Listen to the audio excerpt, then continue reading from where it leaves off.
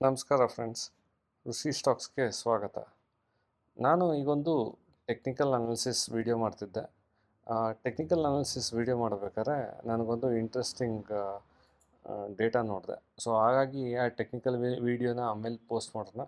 ಮೊದಲನೇದಾಗಿ ನಾ ಏನು ಇಂಟ್ರೆಸ್ಟಿಂಗ್ ಅನಾಲಿಸಿಸ್ ಐಡೆಂಟಿಫೈ ಮಾಡಿದೆ ಅದನ್ನು ಹೇಳೋಕ್ಕೆ ಇಷ್ಟಪಡ್ತೀನಿ.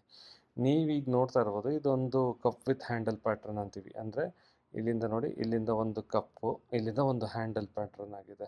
ಸೊ ಇದು ಯಾವಾಗಿಂದ ಸ್ಟಾರ್ಟ್ ಆಗಿದೆ ಅಂದರೆ ಸೆಪ್ಟೆಂಬರ್ 24ಇಂದ ಈಗ ಜನವರಿ 26 ಅಂತ ಇದೆ.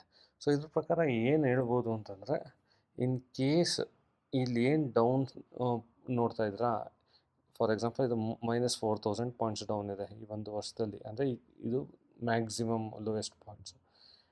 ಇದ್ರ ಪ್ರಕಾರ ಇನ್ ಕೇಸ್ ಈ ಪಾಯಿಂಟ್ನ ಬ್ರೇಕ್ಔಟ್ ಆದರೆ ಇದೇನು ಸಿಗ್ನಿಫೈ ಮಾಡುತ್ತೆ in terms of technical analysis. ಏನು ಹೇಳ್ತಾ ಇದ್ದೀನಿ, ಇದು ಇಲ್ಲೇನು ಡೌನ್ ಆಗಿದೆ ಅಷ್ಟು ಮೇಲೆ ಹೋಗುತ್ತೆ ಅಂತ.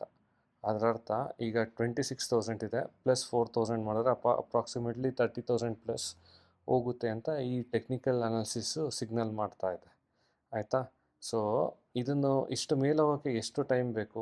ಇದ್ರ ಪ್ರಕಾರ ಸೆಪ್ಟೆಂಬರ್ 24ಇಂದ ಜಾನ್ 26 ಅಂತ 1.25 ವರ್ಷ ಅಂದ್ಕೊಂಡ್ರು, 1.5 ವರ್ಷ ಆ್ಯಡ್ ಮಾಡ್ಕೊಳ್ಳಿ ಅಂದ್ಕೊಂಡ್ರು 27 ಮಿಡ್ ಆಫ್ 27ಅಲ್ಲಿ ಇದು 30,000 ಪಾಯಿಂಟ್ಸ್ ರೀಚ್ ಆಗುತ್ತೆ ಅಂತ ಒಂದು ಇಂಡಿಕೇಟ್ ಮಾಡ್ತಾ ಇದೆ. ಸೊ ಇದೇನು ಇದ್ರ ಅರ್ಥ ಇದೆ, ಖಂಡಿತ ರೀಚ್ ಆಗುತ್ತಾ ಗೊತ್ತಿಲ್ಲ. ಬಟ್ ಇದು ರೀಚ್ ಆಗಬೇಕು ಅಂದರೆ ತುಂಬಾ ಮಾರ್ಕೆಟ್ ಕಡೆಯಿಂದ, ಅಂದರೆ ಗೌರ್ಮೆಂಟ್ ಕಡೆಯಿಂದನೂ ಸಪೋರ್ಟ್ ಬೇಕಾಗುತ್ತೆ. ಮೊದಲನೇದಾಗಿ ಬಡ್ಜೆಟಲ್ಲಿ ತುಂಬ ಚೇಂಜಸ್ಗಳು, ಅಂದರೆ LTCG ಬಗ್ಗೆ ಅವರು ಸ್ವಲ್ಪ ಚಿಂತನೆ ನಡೆಸಬೇಕಾಗತ್ತೆ, ಫೇವರಬಲ್ ಆಗಿರಬೇಕಾಗತ್ತೆ.